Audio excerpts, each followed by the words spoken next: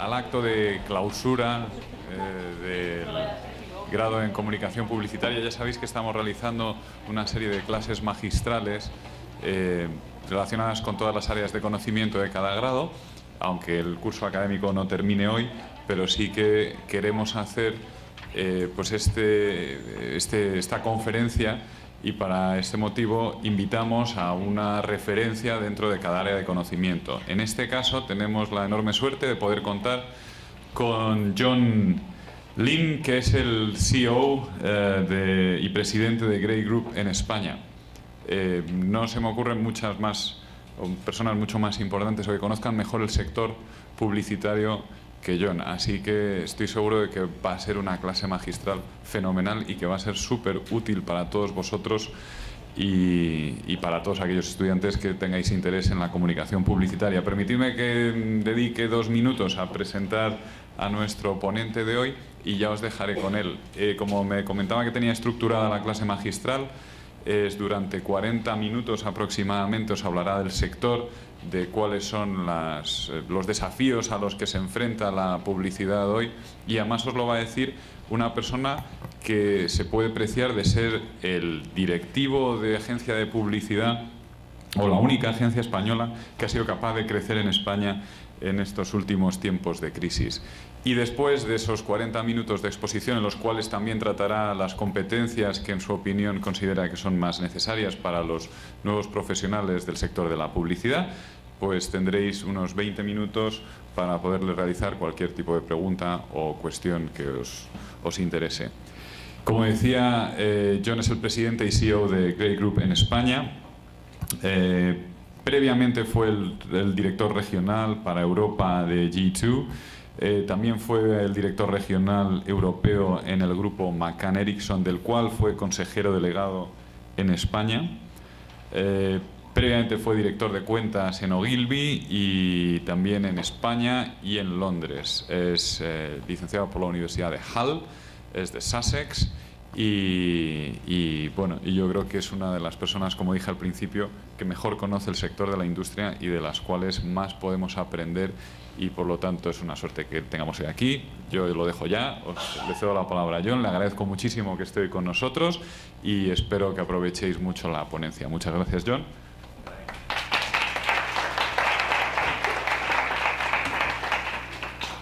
Muchísimas gracias, Luis, Javier, por haberme invitado a venir aquí a estar un rato con vosotros.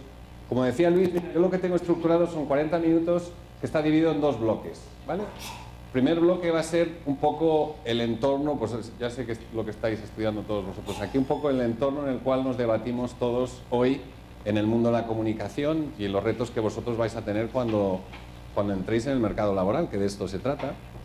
Y luego tengo una segunda parte que es una especie de análisis, somos como consejos que yo os daría para el momento en que entréis a trabajar en una agencia, en un departamento de marketing o la área que vosotros queráis. Entonces yo tengo una serie de consejos, cada uno de ellos son bastante sencillos, pero de verdad, cuando me pongo a analizar 24 o 25 años de estar en esta profesión, digo, ¿qué demonios os puedo decir yo sobre reflexiones para el futuro, ¿no? Como decía Yogi Berra, que era un famoso entrenador de béisbol en Estados Unidos, decía que el futuro es que ya no es lo que era, ¿no? Y eso es lo que nos pasa, que el futuro cambia tan rápidamente que quizá algunos de los consejos que os dé hoy, pues a lo mejor dentro de un par de años estén fuera de lugar. Pero como bien decía también Yogi Berra, otra cosa que decía era, mira, hacer predicciones es muy difícil, sobre todo si es sobre el futuro. Y yo lo que sí quería daros es un poco en el entorno en el que estamos, porque estamos pasando, o sea, en la industria, digamos, el sector de la comunicación y la publicidad está pasando un periodo bastante difícil, ¿eh? Pero difícil no porque haya una crisis económica, sino hay una especie de crisis de identidad dentro del sector. ¿Qué es lo que debe hacer una agencia? Si lo que antes hacía una agencia lo sigue haciendo hoy, porque ¿qué es esto de las redes sociales? ¿Son las redes sociales publicidad? No son publicidad, ¿no? Y la verdad es que muchos han augurado que es el final de este sector, ¿no? El final de la publicidad como lo conocemos, el final de la comunicación como lo conocemos. Y yo os voy a poner un trozo que a mí me simboliza mucho, un poco el sentir que en estos momentos existe en muchas áreas del sector en el cual yo estoy inmerso. Sobre todo en España, mucho en España, menos en países anglosajones, pero quizá en el sur de Europa lo veo muchísimo más. Y es un clip de una película de un Sergio, hubo dos Sergios, Sergio Leone, que hizo todas las películas con Clint Eastwood, y había otro Sergio que se llama Sergio Corbucci, que era muchísimo más surreal, que también hacía películas del oeste, lo que pasa es que eran un pelín surreales. Y él fue el que hizo la primera versión de Django.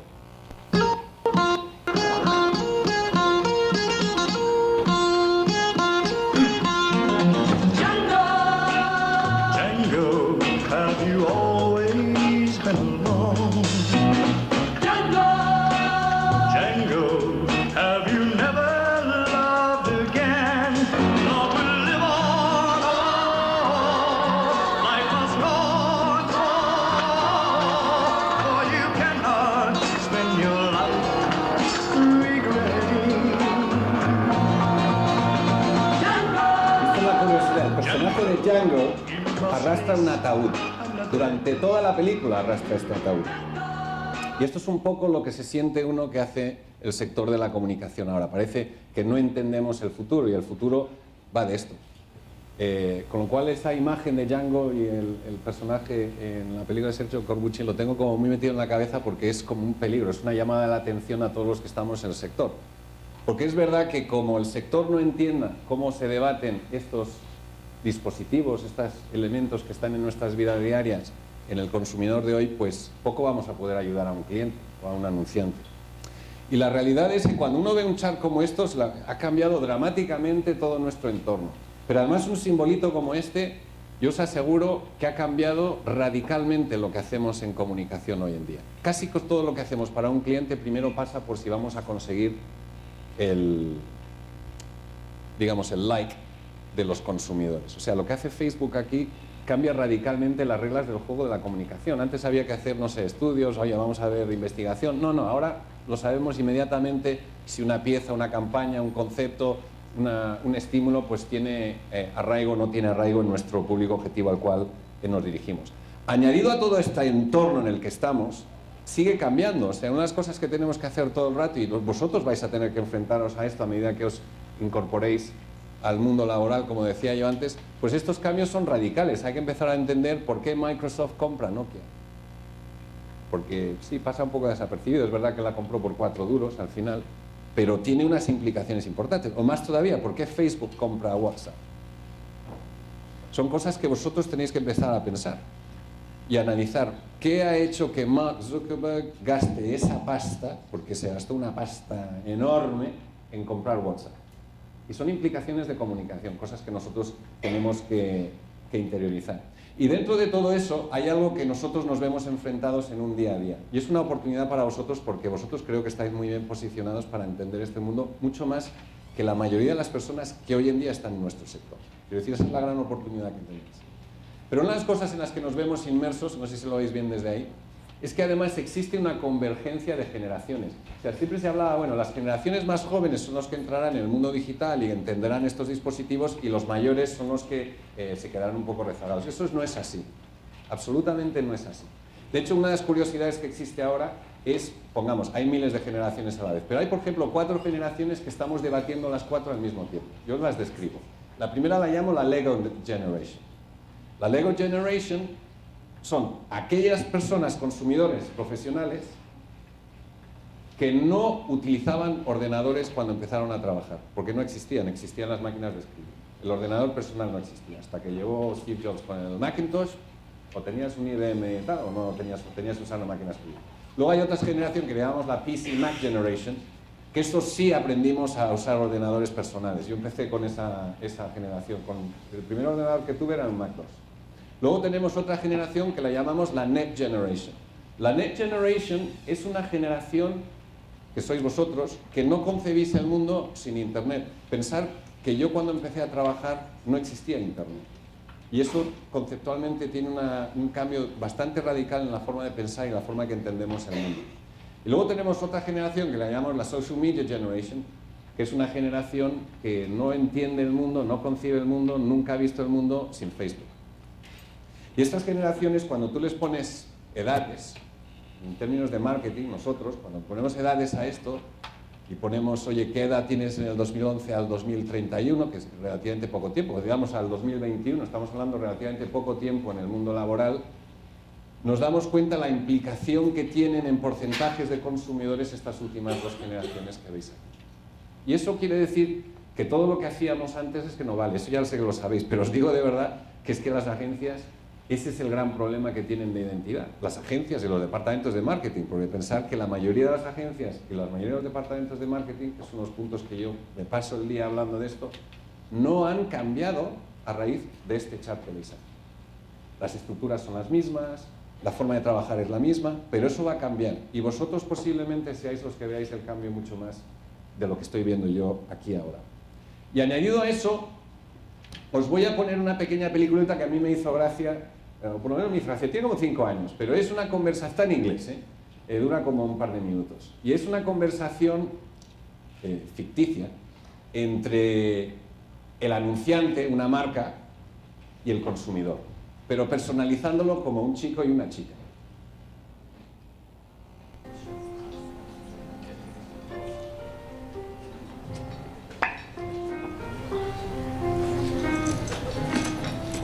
Hey there. Long time no see. Looking good. Yeah. Let's just keep this simple. I want a divorce. What now? I think you heard me just fine. Come on. This is me. What's wrong? We don't talk anymore. I just put down a mill on a TV commercial just to talk to you. Exactly. You do all the talking. I never get a chance. Talk on our website, can't you? Sure. If I want to say, order this product. See? It's not exactly a dialogue. What about the print campaign, You can't tell me you missed a billboard in Times Square. That was like a 200-foot tall declaration of love. You're saying you love me, but you're not behaving like you love me. It's not genuine. I don't know. The agency said I was genuinely being funny. Genuinely being charming. They said you would love everything I did. Keep your voice down. You're not doing a radio commercial. Look, whether you're funny or not, it's just, I've changed, and you haven't. I mean, we don't even hang out in the same places anymore. You're not even listening, are you? Coupons. You want coupons, don't you? Look, come by the store. I got 2 words for you. Loyalty, redemption. Wow. Am I right? That was it, wasn't it? Let's just hug. If you knew me, you'd know I don't care about that. Know you? Sweetheart, I know everything about you. You're 28 to 34. Your online interests include music, movies, and laser hair removal. You have a modest but dependable disposable income. Am I the only one not getting the problem here? I'm out of here. Oh, come on. Don't be like that. Look, I'll tell you what. Come back here tomorrow. I'll give you the chance to win a Bahamas vacation. There's a small... Salió hace como 4 años y es que sigue siendo igual. Curiosamente, esa conversación ficticia entre el anunciante y el consumidor, desgraciadamente es que sigue siendo igual. Y esto es un tema que me preocupa muchísimo, nos preocupa a todos, y por eso lo saco aquí, porque vosotros tenéis que ayudar a liderar esos cambios, más de lo que está ocurriendo ahora en estos momentos en el sector. Y además se da otro importante cambio en el cual nos tenemos que debatir, vosotros tendréis que debatir con ellos, y es que está empezando a surgir otra generación que la estamos llamando la generación amplificada. Y no es una generación que se defina concretamente por su edad, sino que se define por la manera en que interioriza la tecnología para hacer lo que siempre han querido hacer. Yo no estoy diciendo que sean Google Glass, y ahora hablaré un poquito de esto, pero sí estoy diciendo todos estos dispositivos ya existen y se pueden comprar. Existe una generación, es muy amplia, además puede ser de jóvenes mayores, puede ser tu abuela, puede ser tu padre o podéis ser vosotros, que incorporaremos este tipo de tecnología amplificada en nuestro día a día, mucho más de lo que tenemos ahora. Pensar, por ejemplo, algunos datos que creo yo que os van a sorprender. Uno es la hiperconectividad. Vosotros sabéis, la mayoría de los dispositivos que tenemos en estos momentos a nuestra disposición básicamente hacen una cosa: conectan personas, conectan, no sé, para comunicar, comprar, relacionar, interaccionar y para compartir, distribuir, etc. El gran cambio que vamos a ver en los próximos 5 años es cómo nos relacionamos con nuestro entorno, cómo nuestros dispositivos nos relacionan pues con puntos de venta, con el transporte, con el trabajo, con servicios. Yo os voy a dar un dato que además sorprende mucho. En estos momentos, esto es el año pasado, Se calcula que hay unos 13 billones de dispositivos conectados a Internet en el mundo. Esa cifra, de aquí al 2020, se va a cuadruplicar. 4 veces más en 5 años y medio. 4 veces más en 5 años y medio. Y dices, ¿pero por qué? Una de las razones es que las familias, se prevé que una familia media puede tener hasta 30 dispositivos que maneja desde su tableta o desde su móvil. Y muchos de ellos ya existen, todavía hay una mitad de ellos que todavía se tienen por inventar. Pero, por ejemplo, hay interruptores de pared que puedes encender y apagar desde tu móvil, porque quieres encender la calefacción o la quieres apagar, el termostato de la casa. Puedes ver lo que puedas tener en tu nevera. Bueno, y a los frikis, si quieres saber cuántos huevos te quedan en la nevera, pues habrá un dispositivo que te diga que tienes 6 huevos o luego te quedan 2. Pero quiero decir que el elemento de dispositivos que controlaremos es muchísimo mayor de lo que pensamos ahora en estos momentos. Y luego existe toda esta discusión. Sabéis que este año el segundo congreso de Wearable Technology en Londres se celebró en marzo. Y la verdad es que cuando ves la tecnología que está saliendo dices tú, bueno, Wearable Technology es tecnología que llevas puesta, ¿no? Portable. Google Glass sería una de ellas. Entonces, cuando tú ves esta tecnología, que estos son dispositivos de ahora, dices tú, ni hablar, nosotros no vamos a tener Wearable Technology si es tan horroroso como lo que hay aquí. De hecho, esto nos recuerda un poco a los móviles originales que salieron, que dices tú, ostras, pero es que este móvil... Pero pensar que esto es solo temporal, hasta que llegue otro Steve Jobs y haga dispositivos que a través de diseño, contenido y experiencias del usuario se conviertan en algo normal y cotidiano en nuestras vidas. Yo estoy convencido de que Wearable Technology tendremos todos algo. Yo no digo que hay una empresa en Barcelona que tiene ropa que diseña, pues que puedas meterte en Facebook a través de los botones de la camisa. Yo no creo que sea eso, pero que está un pasito por llegar. Ya veremos lo que veremos. Pero, por ejemplo, yo estoy seguro que que Apple estas navidades sacará por fin su iWatch.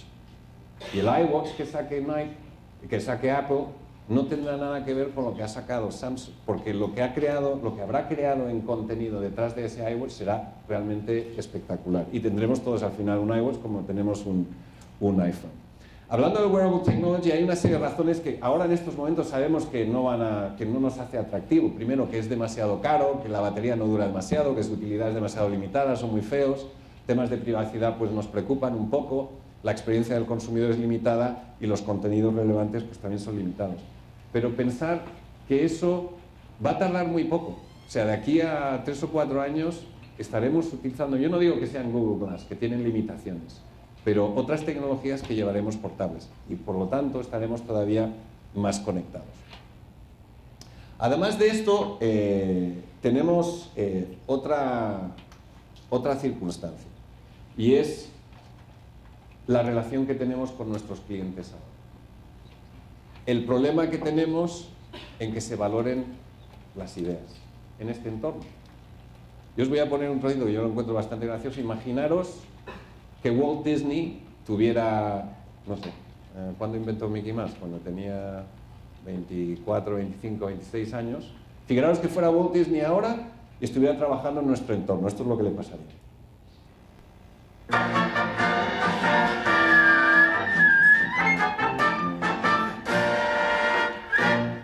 Betsy dear. Yes, sir. Yes, please send Mr. Disney in. Mr. Stone Street. Mr. Disney, please, come in, welcome. Thank you. Have a seat, sir. So I've been looking over this mouse idea that you have, Mickey, I believe, and I think you have some good stuff here. So my first question for you is, how long did it take you to concept this character? Well, my wife and I were on the train from New York to Los Angeles. No, sir, not on a train. I mean actually concept, work on it. I mean, I assumed you punched some time cards in. My wife can vouch for the time that I spent. I would say the first 6 hours was spent sketching the mouse. I wanted to make sure he looked more sympathetic, not so frightening. Right. That's why I made his teeth smaller, put a little red vest on him. Okay. He really came to life. Yeah, okay, so a total of 6 hours, huh? That's correct, and then another 5 hours was spent refining the drawing. Okay, so a total of 11 hours you spent working on this character. Well, yes, and then somewhere in Denver, I renamed the mouse from Mortimer to Mickey. Mickey Mouse sounded better. So how long did it take you to rename the character? 4 more hours, sir. So a total of 15 hours? Yes, and then about 3 or 4 more hours of me just thinking about it. Thinking. I'm not sure I want to fund you for your thinking, sir. but here's what I'm prepared to do. Let's say a total of 17 hours for your time spent, and your going rate of $5 per hour. I am prepared to write you a check for $85 today, sir. Mr. Stone Street, that sounds wonderful. Thank you very much. Wonderful, sir. Thank you so Thank you very much. Take care of yourself, sir. $85 por toda una franquicia como Mickey Mouse o Disney. Conceptualmente eso es un poco lo que nos está pasando ahora. Cómo se valora el trabajo de comunicación es un tema conflictivo, sobre todo porque la problemática de conseguir que las marcas sean relevantes para sus consumidores en el entorno en el que estamos ahora, pues es ciertamente complicado y difícil. Entonces, algunas cosas que sí tenemos y van a cambiar. Lo digo porque esto os va a afectar de una manera muy directa. Si estáis bastante metidos en el sector, cuando entréis en el mundo laboral, yo espero que muchas de estas áreas seguramente hayan cambiado. La primera es que va a haber una fauna muy distinta de profesionales, y hablaré un poco de esto más tarde, o sea, cómo elegir en qué parte de este negocio queréis estar vosotros. Pero lo que sí es verdad es que la fauna de profesionales que existirá en nuestro sector va a ser muchísimo más variada de lo que ha habido antes en el pasado. Antes las agencias teníamos creativos, teníamos alguien de cuentas, teníamos alguien de producción y alguien en contabilidad y punto. Si veis Mad Men, básicamente esa era una agencia, no había mucho más. Sin embargo, una agencia ahora necesita muchísimos más perfiles, mucho más distintos, mucho más enriquecedores de lo que hemos tenido ahora. Cuando digo agencia, también digo departamentos de marketing de los anunciantes, ¿eh? No solo estoy hablando de agencias, sino también en el lado del anunciante pasará lo mismo. La otra cosa es que, por supuesto, todo va a tener que ser digital, no es una cosa que esté independiente a los demás. Cosas muy específicas. Hay posiciones que hoy existen y además son posiciones que posiblemente sea el 30-40% de las personas que trabajan en publicidad estén en el lado de cuentas, por ejemplo, dirección de cuentas, etc. Esas posiciones cambiarán a futuro. Os lo digo para que vosotros también empecéis a pensar cómo puedan cambiar estas posiciones para cuando vosotros entréis en el mercado laboral. Estas posiciones se hacen mucho más complejas. Antes un director de cuentas gestionaba, no sé, la cuenta de un cliente y básicamente ese cliente hacía publicidad y era televisión y prensa. Eso es un mecanismo relativamente sencillo. Una vez que sabes hacerlo es sota, caballo y rey. Pero ahora si tú incorporas cómo gestionas redes sociales, cómo vas a usar Google, cómo haces la arquitectura de los sites, cómo usas los dispositivos, qué rol tienen las tabletas, qué rol va a tener los móviles, cómo utilizan los contenidos a través de cada uno de esos canales. Estás hablando de un puzzle muy importante. Estás hablando de pasar de jugar a las damas a jugar al ajedrez. Y esto es mucho más complejo. Por lo tanto, una de las cosas que va a ocurrir es que quizá esa posición de director de cuentas se convertirá mucho más en un director de proyecto. Es un perfil, curiosamente, que se ve más en consultoras que en agencias, pero esa disciplina de llevar proyectos posiblemente se acerque más a cómo un director de proyectos gestiona proyectos en una consultora a cómo se ha hecho en nuestro sector en el pasado. Habrá cosas que van a cambiar, digamos, las dinámicas de una agencia, por ejemplo, van a cambiar. Habrá mucho más planners y menos gente de cuentas. Habrá más creativos y menos gente de cuentas. Una de las cosas que estamos estudiando es cómo hacemos para no duplicar equipos. Por eso es importante pensar esta figura del director de proyectos, porque por el hecho de que estés haciendo digital o convencional no vas a tener equipos separados para eso, tendrán que ser equipos unificados. Son cosas complejas en las cuales el sector está poco a poco cambiando la manera en que gestiona este tipo de retos. Los briefings que no han cambiado desde 1910, pues en los próximos años, yo diría más bien pocos, 2 o 3 años, cambiarán radicalmente. Porque nosotros, tradicionalmente, los briefings que hacía un cliente o que hace un departamento de marketing es, oye, mira, ¿qué actividad vamos a tener en el primer quarter del año? ¿Qué vamos a hacer en estos próximos 3 meses? Pero esos briefings no tienen ningún sentido porque la red es 24/7. Los dispositivos que todos tenemos son 24/7. Las tabletas que llevamos encima son 24/7. No tenemos que esperar a que alguien emita algo en televisión para saber que haya una campaña de algo. Entonces los briefings, curiosamente, se van a convertir en briefings muchísimo más verticales, más 24/7, 365 días al año, que cosas muy puntuales. Y eso también es una complejidad para el cliente. ¿Cómo gestiona esto? ¿Cómo gestiona un proceso que se hace mucho más complejo a raíz de esto que os acabo de contar? Las estructuras de remuneración se tienen que cambiar. Eso es algo que vosotros a lo mejor ahora no lo tocáis, pero al final todo esto es un negocio. Si no ganas dinero, desapareces. Y si ganas dinero, pues tendrás una vida muchísimo más larga en este sector. Los sistemas de remuneración son áreas que van a tener que cambiar con cierta rapidez. La realidad es que todos nos volvemos matemáticos.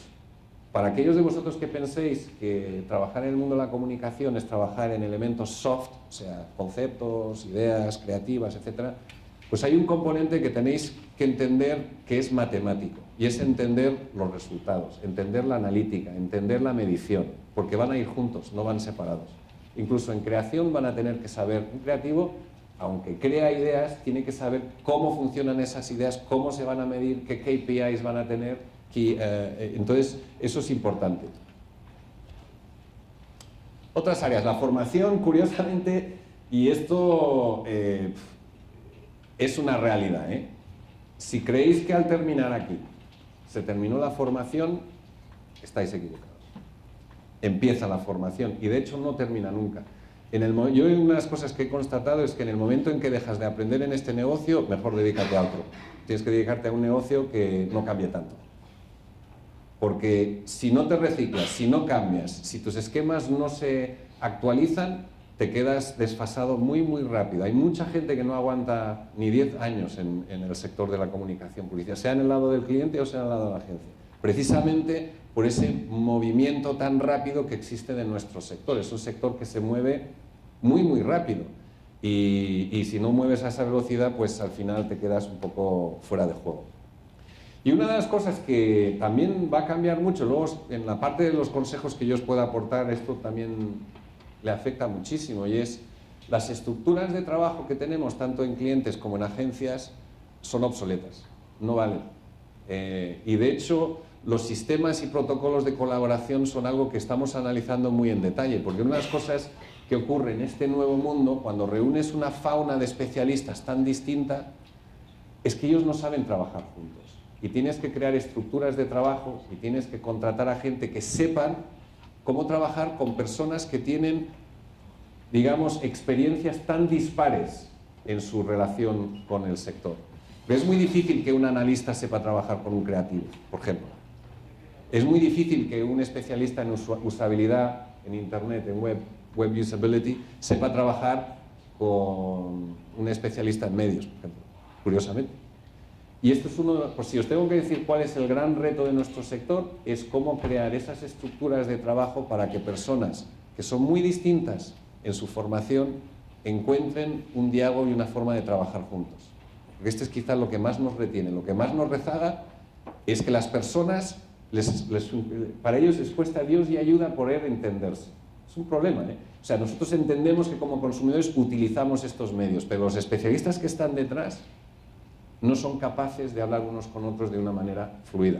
Es algo que vosotros tenéis que interiorizar esto a la hora de entrar en el mercado laboral, lo que significa qué retos os crea esto a futuro. Entonces, una de las reflexiones que yo siempre me hago, y insisto, es una oportunidad para vosotros, es si estamos pidiendo que los hermanos Wright piloten un 747, si las personas que en estos momentos están en el sector van a entender cómo demonios este sector se va a tener que mover y debatir a futuro. Sabían hacer publicidad, quizá no sabían hacer muchas de las otras cosas que he estado hablando hace un momento. Y eso, entenderlo para vosotros es una gran oportunidad, porque vosotros venís con sangre fresca, venís con ideas frescas, venís con un punto de vista fresco, y eso el sector lo va a necesitar. Yo creo que esa es la gran oportunidad que tenéis. Y ahora os diré algunas áreas o consejos que yo, en mi, no sé, os pudiera aportar, si os pudiera aportar algo, no sé, algo servirá el haber estado en esta profesión 24 años, espero. Pero entonces lo que iba a hacer es, yo voy a desmenuzaros una lista de 19 consejos. Llegué a 19 porque cuando me comentó Javier que hiciera esto, me puse a escribir y llegué a 19. Me imagino si hubiera tenido una semana más hubiera llegado a 30. Pero eso ya veremos, si llegamos a 30 otro día. Pero son 19 consejos que yo os pediría que todos ellos os van a ser útiles, os lo digo de verdad. Y la mayoría de ellos diréis, pero eso es lógico. Claro. La lógica normalmente suele ser aplastante. Lo que pasa es que curiosamente se aplica muy poco, ¿eh? Entonces, yo lo que sí os diría es intentar pensar que cuando alguien os está entrevistando, algo de estos 19 os puede ayudar. Porque eso es lo que buscamos. Pensar en el entorno en los que debatimos. Las personas que estamos buscando el tipo de perfil que estamos buscando. Y cuando digo nosotros, también digo por parte del anunciante, buscamos las mismas personas. Y yo espero que algunos de estos consejos os sirvan. El primero es talento. Una de las cosas que todos tenemos que hacer es ser honestos con nosotros. ¿Qué tipo de talento somos nosotros capaces de aportar?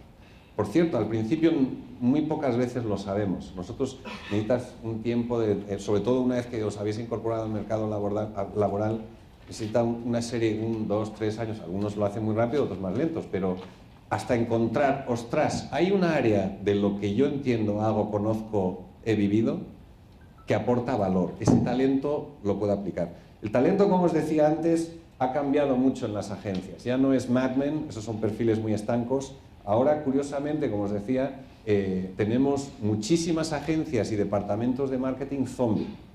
O sea, que han ido sota, caballo y rey y siguen sota, caballo y rey. Gran oportunidad para vosotros, insisto. Porque se reconoce, pero hay mucha gente que encuentra, es muy difícil que la gente cambie. Cambiar el ser humano, una vez que has hecho algo tantos años seguidos, es muy difícil cambiar. Vosotros sí podéis entrar con esa sangre fresca. Entonces, es verdad que muchos departamentos de marketing y agencias están sufriendo por ese, digamos, concepto de agencias zombie o departamentos zombie, que siguen haciendo sota, caballo y rey al margen de lo que el consumidor ha hecho y al margen de la tecnología que el consumidor utiliza. De hecho, por utilizar la misma transparencia en Mad Men, la agencia cambia radicalmente, como os decía antes. Hablando de talento, una de las cosas, y volveré a insistir en ello, es hay tantas posiciones distintas ahora en este sector que vosotros tendréis que buscar cuál es el camino que vosotros queréis coger. No es un sector de generalistas, esto es un error. Somos un sector de especialistas que coordinan a especialistas para conseguir hacer ese famoso 360 o esa tridimensionalidad en la comunicación. Pero una de las cosas que vosotros tendréis que analizar es, bueno, pero ¿en qué área de una agencia, en qué área de marketing me quiero meter yo? Porque, insisto, esto es como un equipo de fútbol. Al final empiezan jugando al fútbol de chaval en el recreo y te dicen, ¿eres delantero o eres defensa? Bueno, cuando estás en el recreo da igual. Pero cuando ya entras en fútbol profesional, ostras, o eres defensa, o eres mediocampista, o eres delantero o portero. No puede serlo todo. Pues pasa igual en nuestro sector. Entonces, es unas cosas que tenéis que ir reflexionando a partir de ahora. Lo que decía antes, Martin Sorrell, que es el CEO de WPP, decía que somos Mad Men y Mathsmen. Es un juego de palabras en inglés, Mad Men entendido por la creatividad, Don Draper, por conceptos creativos, pero siempre la analítica detrás, una parte muy fundamental de lo que hacemos. Y eso es algo que, incluso si no os gustan las matemáticas, vais a tener que aprender sobre cómo influencia la estadística, el trabajo día a día que hacemos para nuestros clientes. Una de las reflexiones que muchas veces, y no os asustéis por eso, existe una crisis de identidad en las agencias y en los departamentos de marketing porque no saben ahora, pero seguimos siendo una agencia de publicidad. Seguimos siendo un departamento de marketing con todas estas cosas que tenemos que hacer. Yo siempre digo lo mismo, si queréis entrar a este sector no es porque queréis trabajar en una agencia o un departamento de marketing, os lo digo de verdad. Si queréis entrar a este sector es porque os interesa el cómo conseguir que una marca siga siendo relevante para un consumidor. Si esa es la razón por la cual queréis entrar a este sector, entráis con los ojos abiertos. Si entráis a este sector porque queréis entrar en una agencia de publicidad, eso es entrar con los ojos medio cerrados, porque en realidad una agencia de publicidad no va a ser lo que era hace 10 años, o no va a ser lo que era la de Don Draper, por supuesto. Un segundo tema que sí os diría, y yo sé, pensar en ese entorno colaborativo que estoy hablando, una gente muy distinta, en entornos de marketing complejos. Entender siempre que trabajáis en equipo es fundamental. Pensar que nuestro sector se ha regido mucho por mavericks, por individuos, por egos, por tal. Tradicionalmente, si ves Mad Men, ahí tienes a Don Draper, que es como el amo y señor de la agencia. Eso ha cambiado muchísimo. Ahora estamos hablando de que para tener éxito en nuestro sector necesitas un equipo detrás. Nadie tiene éxito si no consigues trabajar en equipo. Ni, no sé, si hablas de Steve Jobs, nego, vamos, el tamaño de la Tierra, Él no fue Steve Jobs él solo, él fue Steve Jobs porque tenía a Cook con él, que es ahora el nuevo CEO, y tenía todo un equipo que estaba más o menos trabajando juntos, llegando a un ideal juntos, aunque él fuera la punta de lanza. Es muy difícil tener éxito trabajando solo, os lo digo de verdad. Entonces, en entornos colaborativos, el entender esto se hace fundamental. Una de las cosas, como os decía hace un minuto, la razón de esto es porque entender que trabajamos en equipos es intentar solventar unos problemas más gordos que tiene el sector en estos momentos. Y es lo que yo llamo el síndrome de la Torre de Babel. Y es que personas que tienen experiencias muy dispares, que tienen, digamos, su ruta profesional es muy distinta unos a otros, no consiguen hablar el mismo idioma. Y esto, a través de entender que trabajamos en equipo, se solventa.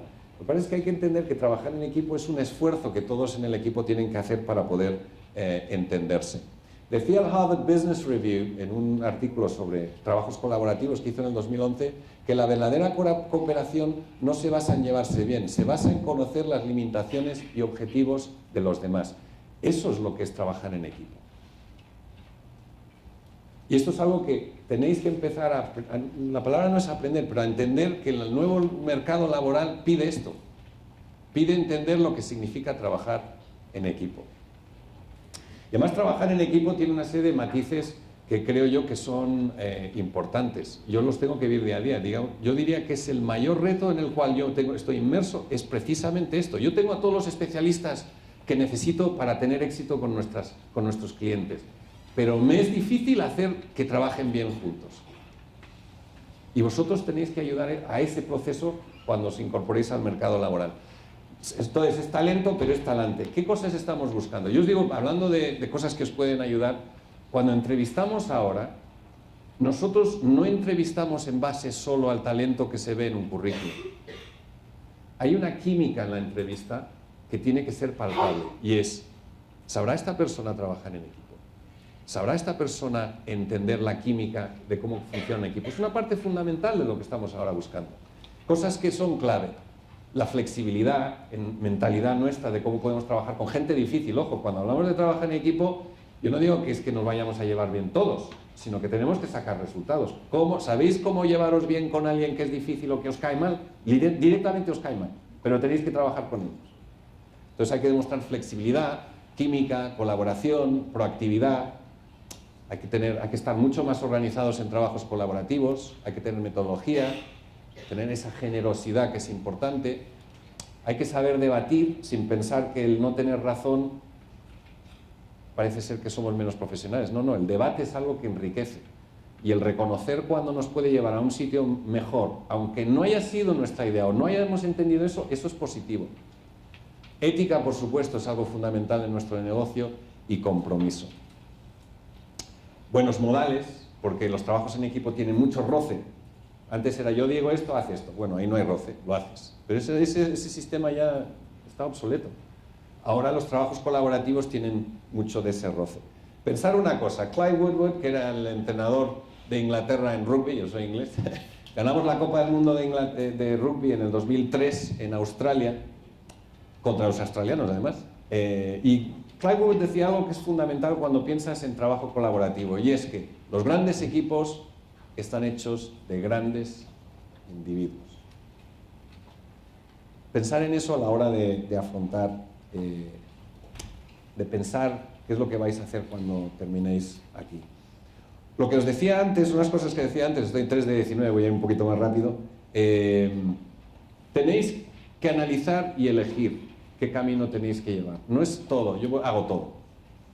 Una de las cosas, por ejemplo, yo os digo, yo entrevisto a mucha gente, la de veces que yo he entrevistado a gente, les digo, bueno, ¿te interesa mucho este negocio? ¿Te interesa el mundo de la agencia? ¿En qué parte de la agencia quieres trabajar? Ah, no sé, me da igual, cualquier parte. Error. Porque lo que te dice es, no sabe lo que quiere. Paso al siguiente. Es mejor elegir un camino y cambiarlo después. ¿Que queréis ser creativos? Decir creativos. ¿Que queréis ser analistas? Decir analistas. ¿Que queréis ser especialistas en contenido? Decirlo. Analizarlo, tener el background, conocer el valor, qué es lo que necesitamos aportar de valor. Pero lo que no se puede decir es quiero cualquier cosa. O me da igual, donde creas hay un hueco. No, eso no vale. Porque nadie quiere a alguien generalista. es lo que os puedo decir. Pero no os preocupéis, es mejor elegir y cambiar a los 2 años, ¿de verdad? Porque vos tenéis el conocimiento y luego buscar el camino de cómo podéis moveros a otro lado. Luego, es importante, una vez en ese entorno, el aplicar el talento bien. A mí me da gracia esta foto, pero bueno. Una vez que se tiene rodaje en ese mundo, se puede cambiar. Y insisto a lo que decía antes sobre el talento, reconocer esa área que entendéis que se puede aportar valor, que consideráis que vosotros aportáis valor. Lo digo porque este es un mundo hiper competitivo. Cuanto antes busquéis esa aportación de valor que vosotros podéis llegar a generar, mejor para vosotros. Y eso es importante. Y para eso hay que analizar, pues no pensar dentro del cuadrado, a veces hay que ser más innovadores, pensar fuera del cuadrado, pensar que la historia del pasado nos limita, tener la mente muy abierta para conseguir y saber dónde se puede ir aportando valor. Decía Winston Churchill que la perfección se escribe parálisis. No existe la perfección. O sea, ese camino que buscamos cuando nosotros empezamos a entrar, digo, por este mundo es un poco complejo, no hay un ideal de quiero ser esto, boom, ya esto. Hay muchos caminos para llegar a donde uno quiere llegar. Había este anuncio, a mí me hacía gracia, de soltero busca a supermodelo que es dueña de una cervecera y además sabe criar, plantar marihuana, si tiene entradas a conciertos gratis, fenomenal, y si encima tiene una gemela que tiene mente liberal, mejor todavía. Quiero decir, es que el mundo perfecto no existe. Entonces, cuanto antes reconozcamos que no existe, nos paralizamos menos. Es mejor mover ficha y equivocarse a esperar a que, no sé, las constelaciones se alineen y todo sea perfecto para mover ficha. Hay un tema, este sector, para aquellos de vosotros que queráis entrar en él, hay algo del cual no podéis obviarlo, y es que hay que trabajar muy duro. O sea, es de los sectores donde más horas hay que dedicarle. De hecho, no hay horario. Por mucho que marquemos un horario, no hay horario. Es un sector que tiene muchísimas horas. No merece la pena dedicarle tanto tiempo si pensáis que es un trabajo de 9 a 5. Nuestro sector no es de 9 a 5. Es de 8 a, quién sabe. Y el fin de semana ya veremos. Y una vez, cuando ya estás metido, pues las cosas se estabilizan. Pero pensar que no, si queréis algo más sencillo, posiblemente no sea este sector. Algo súper importante, y lo estaba comentando hace un momento con el punto anterior, es que los caminos son largos y no son lineales. Yo no conozco a nadie que haya hecho un número de años en el sector en el que yo estoy, esté en marketing o esté en agencias, que la línea haya sido recta. Es que he ido de aquí a ahí. No, vas dando surcos. Lo que hay que tener en cuenta es si el surco en el que estás metido aporta valor o no aporta valor. Si se puede utilizar para generar valor cara a quien te va a contratar o con quien estás trabajando, a los clientes con los que vayas a trabajar a futuro. Y es verdad que esos surcos a veces te llevan a un sitio y dices, pero demonios, ¿dónde he llegado aquí? Pasan 3 o 4 años y, caray, si aquí no era donde yo quería llegar. Pues ahí hay que parar el balón y ver cómo se cambia el surco. Pero normalmente no son líneas directas, no son líneas tan directas. Algo bastante importante es, lo que comentaba antes, es un sector súper competitivo. Muchas personas quieren entrar en este sector. Hombre, yo os digo por qué. Yo creo que es una de las profesiones más maravillosas que existen en el mundo. Trabajar para cómo conseguir que una marca sea relevante a sus consumidores es realmente te levantas con ganas. Pero por eso es muy competitivo. Y por eso insisto hay que pensar cómo marcamos la diferencia. ¿Qué experiencias adquirimos para marcar la diferencia en una entrevista? ¿Qué experiencias adquirimos para que cuando se tenga que hacer una promoción en una agencia o en un departamento de marketing estemos dando la diferencia? Siempre hay que tener eso en mente. Decía el Dave Brailsford, que es el director de ciclismo en Gran Bretaña para las Olimpiadas, hablaba sobre la importancia del rendimiento y decía, para conseguir mayor rendimiento es agregaciones mínimas de hacer las cosas mejor. Es coger 1% de las cosas que haces y mejorar ese 1% para tener ese 1% de diferencia y de mejora. No son normalmente grandes diferencias. Yo os digo una cosa, la diferencia entre un candidato y otro candidato en una entrevista suele ser muy... Pero os digo otra, La diferencia entre que una agencia gane un concurso a otra, muy poca. Siempre es muy poca. Pensamos que es, ostras, han tenido la campaña, que es que les ha dejado empatados. No, curiosamente no. Eso puede ocurrir, pero 9 de cada 10 veces son diferencias mínimas en una evaluación que hacen en un concurso de 6 o 7 agencias y una gana. Y normalmente la diferencia suele ser de mínimos. Pues pasa lo mismo en la forma en que nosotros trabajamos en este entorno. Hay algo que yo os diría, para mí este es uno de los aliados más importantes que tiene uno en este sector, y es actitud. Tener la actitud correcta en este sector vale muchísimo. Y la actitud, como decía Winston Churchill, es una pequeña cosa que marca una gran diferencia. La actitud es algo, no se puede enseñar, por cierto, es algo que se entiende con el tiempo, que uno lo incorpora a lo que uno hace, pero cuando uno hace las cosas con la actitud correcta, a cualquier cosa que uno se dedique, pero si la actitud se palpa, esa es la mínima diferencia para que alguien diga, esta es la persona que contrata. Ni siquiera es lo que dice el currículum, pero la diferencia de la actitud es fundamental en nuestro sector. Cara como el cliente te percibe, por ejemplo, que esto es muy importante, nosotros tenemos mucha relación con los clientes todos los días, esa actitud que se percibe vale todo, más que a veces incluso el conocimiento. Hay una cosa que es importante, y es, ya que estáis todos estudiando lo que estáis estudiando, y entiendo que es porque os gusta lo que estáis estudiando, te tiene que apasionar. You have to love it. Necesitas una pasión por este negocio que te permita aguantar todas esas horas largas, que te permita aguantar ese surco tan raro que hacemos en nuestras carreras, que te permite aguantarlo todo. Hay una persona que hablaba mucho sobre pasión, os voy a poner un clip de él porque yo creo que él lo explica mucho mejor que yo. Pasión por lo que hacéis. I'm wondering what would be the single most valuable piece of advice you'd give us to even attempt to create some of the value that you guys have done in both your very impressive companies. People say you have to have a lot of passion for what you're doing, and it's totally true. And the reason is because it's so hard that if you don't, any rational person would give up. It's really hard, and you have to do it over a sustained period of time. So if you don't love it, if you're not having fun doing it, you don't really love it, you're going to give up. And that's what happens to most people, actually. If you really look at the ones that ended up being successful, unquote, in the eyes of society and the ones that didn't, oftentimes it's the ones that are successful loved what they did so they could persevere when it got really tough. And the ones that didn't love it quit because they're sane, right? Who would want to put up with this stuff if you don't love it? So it's a lot of hard work, and it's a lot of worrying constantly. And if you don't love it, you're going to fail. So you got to love it, you got to have passion. San Steve Jobs, ¿qué voy a decir?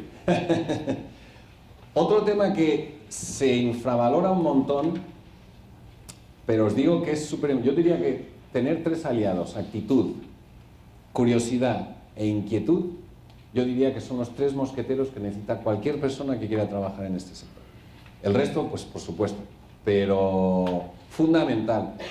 Este sector uno necesita esa curiosidad innata casi de niño pequeño, de verdad. Cuando estás trabajando con clientes, el preocuparte, cuando estás en el supermercado y decir, oye, ¿y esto por qué habrá hecho esto? O sea, todo el rato dándole a la cabeza con lo que estés metido. Si es sobre cómo funciona, insisto, las tecnologías, lo que hablábamos antes, ¿por qué habrá comprado Facebook a WhatsApp? Importantísimo, esa curiosidad y esa inquietud por todo lo que hace, porque realmente de ahí es donde salen las soluciones. En el momento en que te quedas estancado y dejas de tener esa curiosidad, hay que dedicarse a otra cosa, os digo de verdad. Hay algo que para mí también es fundamental, el letrero aquí es un juego de palabras en inglés que es la carretera que más o menos está bien. No comprometáis nunca las ambiciones que tenéis. Es fácil, o sea, hay cosas que siempre están en contra y tal, pero marcaros ese rumbo y con esa inquietud, esa actitud y esa curiosidad seguir empujando. Hay un proverbio chino que dice que un sabio crea su propia suerte, y es verdad, a veces no son las circunstancias, pero hay formas de crear tu propia suerte. Insistir en ello, volver a insistir en ello. El número 10 y 13, todavía me queda algún día antes de terminar. El 13 es algo que curiosamente yo lo veo más en países latinos que en anglosajones. En los países anglosajones el cometer errores no tiene el estigma que tiene en los países, digamos, más latinos de la cuenca sur en Europa. Y esto me parece una curiosidad. No hay que tener miedo a cometer errores.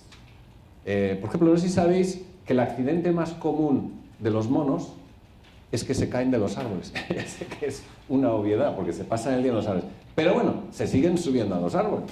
No pasa nada cometer errores.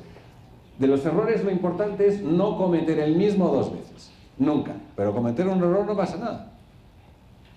Que esos giros que damos en nuestra profesión, ¡ay! Esa decisión que tomé, vaya, me he equivocado. Siempre hay formas de rectificar. Pero es mejor cometer errores que no cometer ninguno por no hacer nada. Y esto también es importante. Además me acuerdo de ver esta señal un día, que no pasa nada, no pasa nada, no pasa nada. De verdad, nadie va a ir al infierno ni nada por eso por cometer un error. Eso sí, mientras no lo cometamos 2 veces, no pasa absolutamente nada. Luego, la verdad es que en nuestros caminos siempre hay obstáculos, siempre. Y lo que hay que tener es, insisto, volviendo a esa actitud, ese optimismo, esas ganas, un obstáculo no puede decir, oye, mira, pues esa ambición que tenía antes, pues ahora desvío la atención. No, siempre hay obstáculos en la vida de todo tipo. Un jefe que es un 0 a la izquierda, pues habrá que trabajar a ver cómo demonios se trabaja con ese jefe. No, o sea, siempre es importante que esos obstáculos los libremos. Además, yo solo para que os quedéis con este punto que es bastante importante, os pongo un trocito de película muy rápido, que es de los Blues Brothers, cuando John Belushi es que se inventa cualquier excusa para decir que es que no fue al altar. Nosotros no podemos crearnos las excusas. Hay obstáculos en la vida, pues vivamos con ellos, no creemos nosotros las excusas. No, I didn't. Honest. I heard yes. I had a flat tire. I didn't have enough money for cab fare. My tux didn't come back from the cleaners. An old friend came in from out of town. Someone stole my car. There was an earthquake. A terrible flood. Locust. It wasn't my fault, I swear to God! Decía Winston Churchill otra vez, que dijo muchas cosas interesantes, un pesimista ve las dificultades detrás de cada oportunidad y un optimista ve la oportunidad detrás de cada dificultad. Ser de los segundos, de este segundo grupo, eso ayuda muchísimo. Otras áreas. Estar preocupados significa que nos importa, que estamos comprometidos. Eso es bueno. Cuando no estamos preocupados por algo, y insisto, en el trabajo nos ocurre mucho, si estás preocupado por algo es que realmente te interesa. Y eso son cosas que buscamos también. Oye, ¿pero realmente te preocupa o llegan las 6, bueno, ya esto mañana veremos cómo lo solucionamos? No. Estar preocupados es un sentimiento positivo.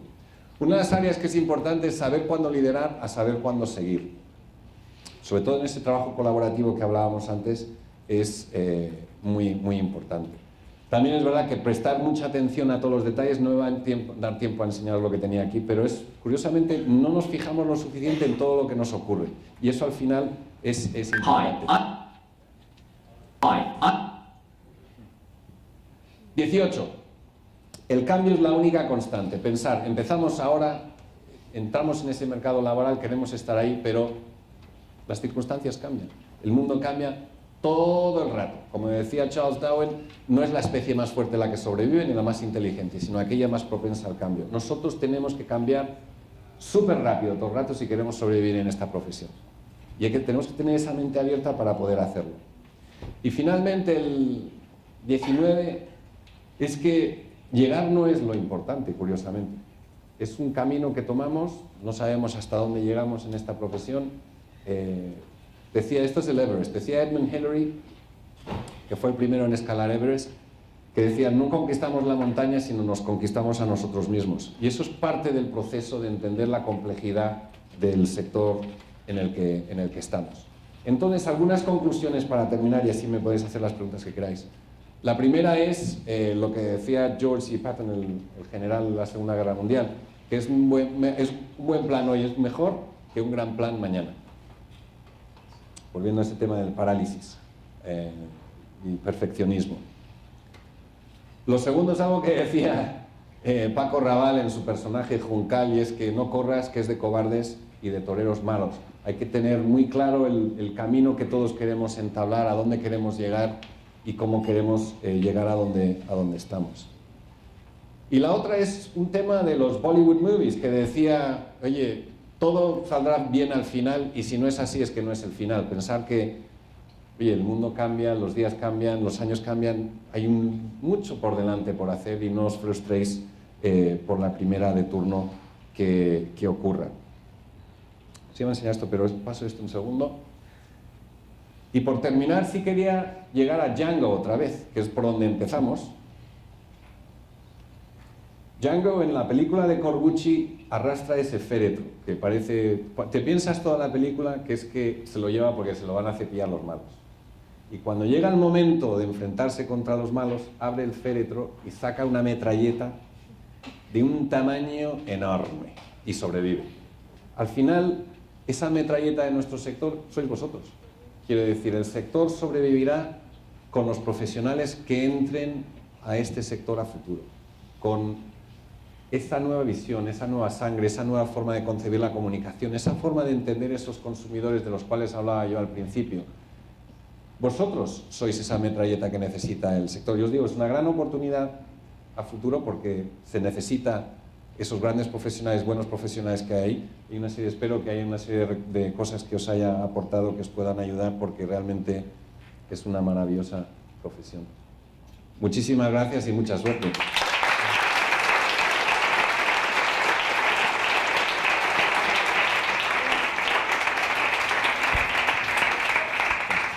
John, muchísimas gracias a ti. La verdad es que si tenía tantas ganas de traerte es porque te podemos traer 10 veces aquí y apareces con 10 presentaciones diferentes, cada cual más interesante. Yo creo que estamos todos de acuerdo. Es una de las partes más valiosas de John. Siempre nos está sorprendiendo con nuevos documentos y nos está dando aportaciones y consejos que tienen que ver no solamente con la faceta profesional, sino también con la parte humana. Ahora vamos a abrir un turno de preguntas. Si no os parece mal, me gustaría hacerte a mí una de ellas. Sí, por favor. Así para abrir, y después, si queréis, creo que hay una persona con un micrófono que va a ir circulando para quienes queráis preguntarle todo lo que queráis. O si no, os oigo de cerca, seguro. Y bueno, la pregunta que te quería hacer es, en ese marco de 4 generaciones que conviven actualmente en la vida y en las propias agencias, como es natural, ¿cómo lo gestionáis dentro de Grey? ¿Cómo estáis consiguiendo que funcionen las 4 al mismo tiempo? ¿Veis que hay alguna que domine sobre las otras? ¿Quiénes, en términos de rotación, estáis observando que unos a lo mejor tienen más temor a verse fuera y otros, sin embargo, no hay que preocuparse porque ellos mismos se van? ¿Cómo lo vivís? Hombre, al final es una mezcla de dos cosas. El chat realmente va más a entender que los consumidores a los que nos dirigimos son de esas 4 generaciones, pero es verdad que ese efecto dentro de la agencia también existe. La diferencia entre las generaciones, volviendo, y perdonad que sea tan pesado con el tema, pero la diferencia entre las 4 generaciones es una diferencia de actitud. No es una diferencia de que unos sean mejores que otros o unos entiendan mejor que otros el entorno en el que trabajamos, sino es las ganas y la actitud que uno pone para cambiar. Entonces, aquellos que están dispuestos a cambiar, aquellos que evolucionan, aquellos que siguen formándose, aquellos que se siguen actualizando, pues tienen una carrera larga con nosotros. Da igual que tengan 60, 70 años, la edad es igual. Pero es verdad que ellos, y pueden ser jóvenes también, si no existe la actitud es muy difícil que sigan sobreviviendo en una agencia o en un anunciante, un departamento de marketing. Entonces, yo diría que no es algo que está predeterminado, sino que cada uno tenemos la capacidad de poder sobrevivir en esos entornos, pero con algunos de los elementos que quizá os he desmembrado hoy. ¿Una preguntilla? Venga, animaros, una.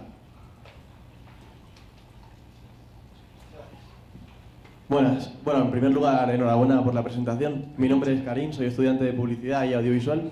Quería preguntarle hasta qué punto ve una amenaza en en el tema del zipping, por ejemplo, saltar publicidad de contenido grabado y ver contenido en internet y demás? Hombre, depende de quién te lo conteste. Si yo fuera Televisión Española o Antena 3 estaría acojonado, claro. Desde el punto de vista de comunicación, desde el punto de vista de agencia, yo es que creo que el visionado va a ser todo digital a futuro. Y que pasaremos de... O sea, lo que es raro, y por lo menos yo lo considero raro ahora, ¿eh? A lo mejor es que me estoy equivocando y, oye, nos podemos equivocar todos. Pero la idea de visionar programación porque alguien te dice que lo ves a las 9 o no lo ves, eso en el mundo de hoy es absurdo. Y una vez que partes de esa premisa, entonces el resto me vale.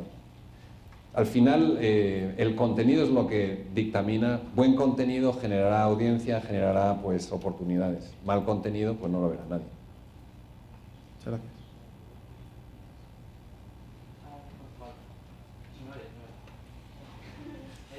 Mi pregunta está relacionada con el segundo consejo que has dado. Le recuerda que eres parte de un equipo. Si no funciona el equipo con el que estás y has probado varias veces a que funcionara, pero si no consigues los objetivos, ¿qué haces con el equipo? ¿Lo cambias o buscas otra solución? Muy buena pregunta, porque ahí ya te metes en... Normalmente cuando trabajo en equipo siempre, o sea, no es que... Cuando hablo de trabajo en equipo no es que sea anárquico, o sea, alguien tiene que liderar, alguien tiene que tener la responsabilidad, pero digamos, el día a día es colaborativo. Es responsabilidad de aquellos que dirigen el equipo de entender si hay una manzana podrida en el equipo. Que ojo, 9 de cada 10 veces ese es el problema. Hay alguien en un equipo que atasca al resto. Entonces hay que saber cuándo reconoces a esa persona y cómo la aíslas, sustituyes o haces algo para que el equipo no se atasque. Entonces, lo que sí es verdad es que el trabajo colaborativo provoca una especie de intransigencia. Nosotros mismos tenemos que ser intransigentes con aquellas personas que son incapaces de tener esa generosidad de trabajo para que el equipo funcione. Pero sí es verdad que si el equipo no funciona, tienes que hacer algo y algún cambio. Curiosamente, el símil del fútbol, y perdona, sé que hay muchas chicas aquí, pero yo estoy seguro que muchas les gusta el fútbol. En fútbol pasa muchísimo, lo habéis visto, hay equipos que tienes montones de jugadores buenos, pero no funciona porque hay dos que te revolucionan el vestuario. ¡Pum! Fuera, y de pronto el mismo equipo casi es distinto. Le pasó a Guardiola, por ejemplo, con el Barça. Quitando a Ronaldinho y quitando a Deco, y de pronto ese equipo ganó todo en 8 años. Quiero decir, el trabajo colaborativo, aunque parezca sencillo, es mucho de esto. Es reconocer que al final somos todos distintos, que todos tenemos que tener esa generosidad incluso con las personas. Ojo, y insisto al principio, parte del esfuerzo que tenemos que hacer es cómo trabajamos con gente que tiene talento pero nos cae mal. No soporto a este tío, ¿qué hago? No, pues hay que buscar puentes, hay que buscar formas, hay que buscar lo que haya que buscar para que funcione el equipo, y por supuesto los que dirigen el equipo, los que tienen responsabilidad de los resultados, tienen que reconocer si algo se atasca de tal manera que no se solucione. Bueno, respecto a lo que dijiste de la compra de Facebook de la compra de Facebook de WhatsApp, ¿cuál sería tu opinión respecto a eso? Porque hay mucha historia de la conspiranoia, de quieren los datos de la gente, quieren... Pues, ¿cuál sería tu opinión? No es sobre los datos de la gente. El problema de Facebook es que estaba aquí. Y Facebook tiene que estar en el móvil. Y la razón por la que Zuckerberg pagó porque si ves cuánto pagó por WhatsApp, es que es una barbaridad. O sea, una auténtica barbaridad. Pero claro, Zuckerberg lo veía de una manera sencilla. Decía, o compro esto, o es que lo mismo Facebook desaparece en 10 años. Para él era una especie de movimiento estratégico de supervivencia. Pero digo que esto es interesante porque uno se da cuenta a dónde van estos mundos. O sea, el poderío, la importancia del móvil a futuro es enorme. Ojo, el móvil posiblemente sea el dispositivo menos utilizado en marketing y sin embargo que tiene las posibilidades más grandes en marketing. Un dispositivo que todos llevamos encima, que tiene geolocalización, es que, demonios, ¿qué más quieres? Y sin embargo, yo diría, es que es la asignatura pendiente, sigue siendo la asignatura pendiente. ¿Cómo demonios hacemos que a nivel de marketing el móvil sea tan importante como la televisión o tan importante como crear una web en condiciones?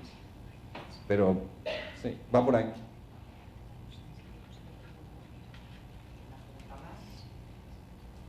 Soy Diego Cerús, profesor de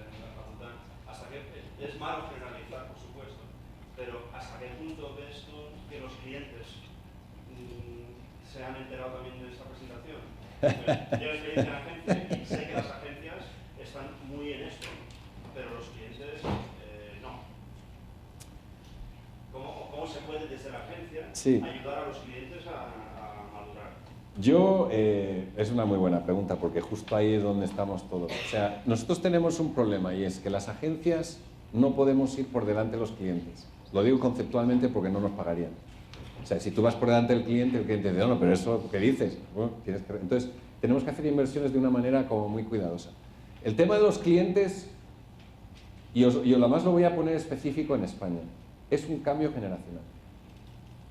El problema que existe con los clientes, estamos generalizando, hay clientes maravillosos en este país, esos también, pero es verdad que hay muchos otros que están zombies, como lo decía la transparencia esa que decía el departamento de marketing zombie.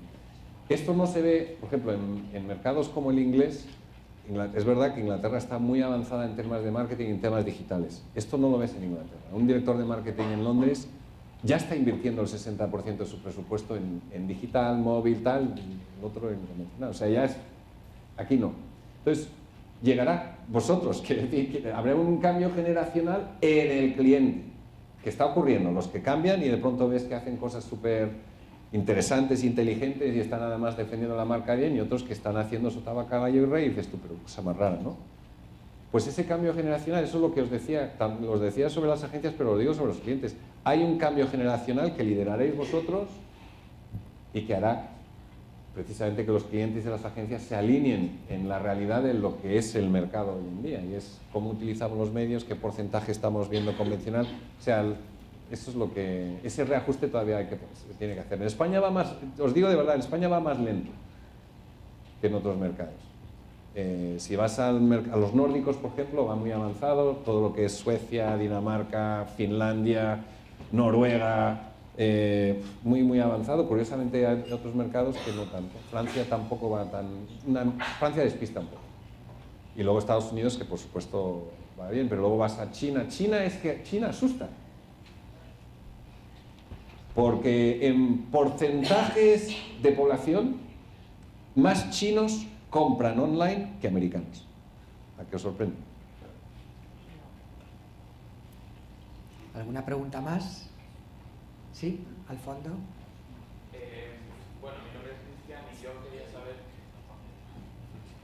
mi nombre es Cristian y quería saber, en una agencia tan grande o tan relevante como es Grey, ¿cómo se concibe esa percepción un poco incierta del futuro de la publicidad? ¿Cómo lo veis? Bueno, hay dos visiones, vaso medio lleno o vaso medio vacío, pero nosotros, yo lo veo como lo describo aquí, y convenzo a todo el mundo que trabaja en Grey de que es por aquí por donde tenemos que ir. Lo que pasa es que cuando dices Grey, también te tengo que decir que Grey tenemos agencias en todos los países. Tampoco te puedo decir que todos estemos con la misma visión. Pero yo creo que, para mí además, se lo digo a gente que trabaja en Grey, oye, mira, es que o es por aquí o no vamos a sobrevivir. O es por aquí, o lo mismo Grey dentro de 20 años ya no. Para mí yo lo tengo así de claro, o sea, no hay una alternativa a este cambio. Lo que pasa es que es un cambio, por todas lo que estáis comentando, las preguntas que estáis haciendo, es difícil, hay que hacer inversiones cuando además pues, la economía está como está. Hay una serie de cambios bastante dramáticos que tenemos que afrontar, y luego que también es verdad que no siempre nuestros clientes acompañan. Pero sí sabemos, yo estoy convencido que esto siempre o sea, hay un libro fantástico que es el tipping point, ¿no? Pues llega un punto donde de pronto, pues llegará un punto donde de pronto la mayoría de los directores de marketing, cambio generacional, y están diciendo, oye, pero vosotros ¿qué estáis haciendo ahí? Yo quiero estar allí. Entonces, el futuro está ahí, no hay ninguna duda. Y el problema es cómo lo articulamos, cómo lo mejoramos, cómo incorporamos el talento que tiene que entrar en las agencias y en departamentos de marketing para sobrevivir. ¿Alguna última pregunta? No. Bueno, yo te quería comentar, John, en esta audiencia, más allá de los alumnos de aquí, tienes alumnos que son de Austria, Italia, México, Brasil, Dinamarca, Panamá, no sé si me olvido alguno, Francia, Alemania, Dinamarca, los he dicho, Austria también sé que hay. Tenéis una audiencia bastante multinacional. Fantástico. Creo que no me equivoco si digo, ¿cuántos de vosotros levantar la mano los que ya habéis oído hablar de John Lynn o de Grey? Pues fantástico. Eres muy querido, eres muy conocido, eres muy respetado. Muchas y gracias. además saben que todo eso te lo has ganado porque sabemos que recibes, acoges en las oficinas a nuestros alumnos, cuentas con ellos y por todo eso creo que te mereces un gran aplauso y... Muchas gracias.